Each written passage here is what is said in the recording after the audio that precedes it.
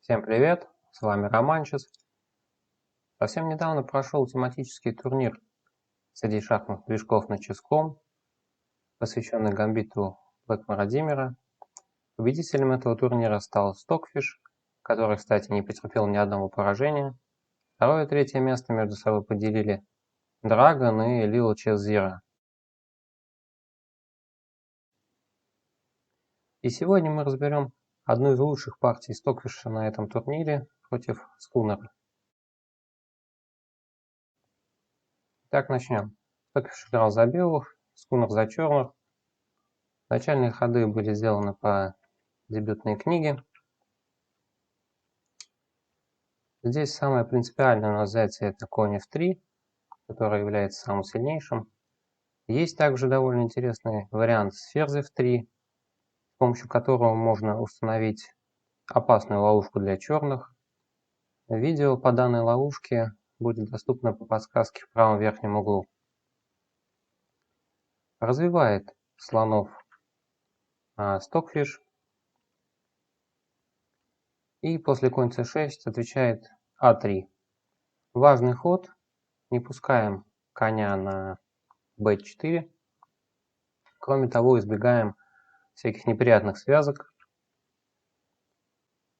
После короткой рокировки у нас Stockfish захватывает линию f. Следует b5. И далее важный ход ладья d1. Это уже потенциальный рентген против черного ферзя на d8. И отвечают черные здесь конь b8. Вообще довольно сомнительный ход. Можно сказать, что случилось какое-то затмение у капитана этой шхуны. И белые сразу этим пользуются, отвечают конь e5. Сильный ход. И в данном случае позиция уже у нас равная на доске. Это несмотря на то, что у белых сейчас отсутствует пешка. После слон g5 черные отвечают ферзь e8. Уходит от рентгена ладьи ферзь.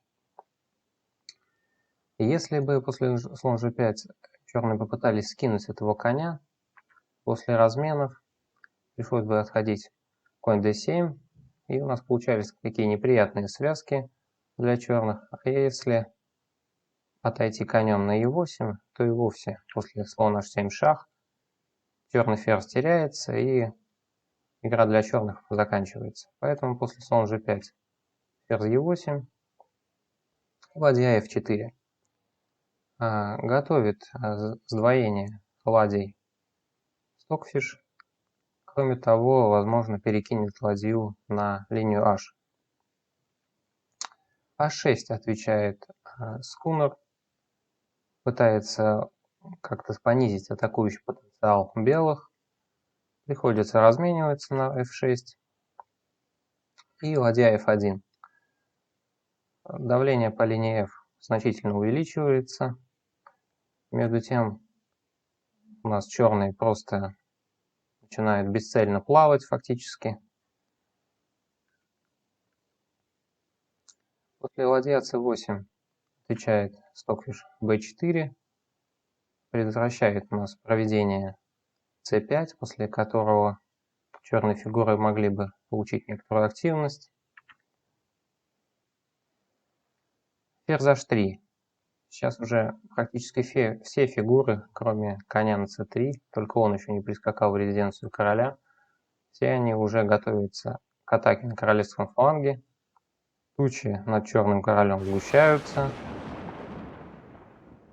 И далее следует ферзь d6, конь e2, подтягивает потихоньку коня Stockfish. И ладья d8 просто ожидает атаки Скунер от белых, и он ее получает. На 23-м ходу Stockfish жертвует ладью на f6, за ней жертвует еще одну ладью, и черный король уже оголяется. Ферзь g3 шах следует. И после ферзь h4 выясняется, что висит мат в два хода, поэтому нет взятия коня на e5. Но следует сумасшедший ход от черных, это слон g2 шах. Но Stockfish не забирает этого слона. Была идея у этого хода, она заключалась в том, что если Stockfish забрал бы слона, то после король g7 следовал конь g4 и ферзь d5 шах. За счет этого шаха у нас ферзь подключается к обороне своего короля, вынуждается размен ферзей, и после этого фактически уже позиция-то у белых проиграна. Поэтому после слон g2 у нас следует король g1 и король g7. Однако все так же конь g4, атакуем обе пешки. Спасти их обе невозможно. Следует ладья h8. Собираем одну из пешек. Приходится королю охранять свою ладью, не может никуда убежать из этого злополучного угла. Между тем забирает Stockfish вторую пешку. Здесь уже вынужден скунер у нас отдавать ладью за коня. Сейчас снова висит мат, уже в который раз для черных перекрывается скунер f5 и король g2. Спокойно Stockfish забирает этого слона. Теперь это сделать можно было. Ферзь e7. Подтягивает Stockfish еще и коня к атаке. Король f2 это не сколько централизация, а сколько мы уводим короля больше от шахов с поля g7, чтобы не допустить размены ферзей. Сейчас он белым не выгоден. Тогда отвечает у нас черные e5. Атакуют сразу две фигуры. Кажется, что это довольно опасная ситуация, но следует конь g5, конь g6, и тогда приходится черным идти на размен ферзей. Сейчас это уже на руку белым. И после размена ферзей выясняется, что белые выигрывают еще пешку. И далее в партии следует фантастический по технике эндшпиль от Stockfish. После конь e5, ладья h6, нападаем на пешку на h2, защищаем ее, и f4 шах. Еще одна небольшая идея от черных. Если мы забираем пешку, то у нас активируется ладья. Но белые на это не идут, король g2. Затем пытаемся включить ладью по линии e. И Stockfish играет король f2. Смотрите, сейчас у черной ладьи по линии e практически не осталось полей, поэтому она снова вне игры. А тем самым Stockfish забирает еще одну пешку. Король черных, видимо, обезумел. Идет, по всей вероятности, за пешкой h2 в одиночку. Слон e2 следует. И слон f1 шах. И не забирает король эту пешку, так как если следовало бы взятие после слона f1, то черный король здесь просто попадает в матовую сеть. Сейчас уже на следующем ходу висит мат конь f3, поэтому пришлось бы отдать ладью. И в результате, конечно, эта позиция просто проиграна. Поэтому после слона f1 шах король g4. Еще как-то продолжаю борьбу, затягиваю сопротивление. Далее продолжаются танцы.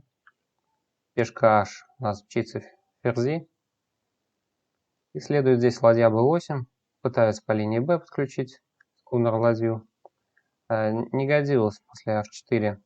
Не годится ладья h8, потому что следует коневая вилка просто. Белые фигуры никак не дают королю черных уничтожить пешку h. И после ход конь c6 выясняется, что ладья полностью выключена. Здесь уже совсем плохо дело у черных. Последняя попытка ее оживить — это a5, скидывает пешку скунер. Но и это здесь не проходит. Белые давят, забирают по пути все пешки черных. И в результате проводит ферзя. И затем еще одного ферзя. И черный король здесь недолго гуляет в чистом поле. И весьма быстро получает мат на 77-м ходу. Если вам понравилось данное видео, то ставьте лайки и подписывайтесь на канал, чтобы не пропустить новые видосы. Пока!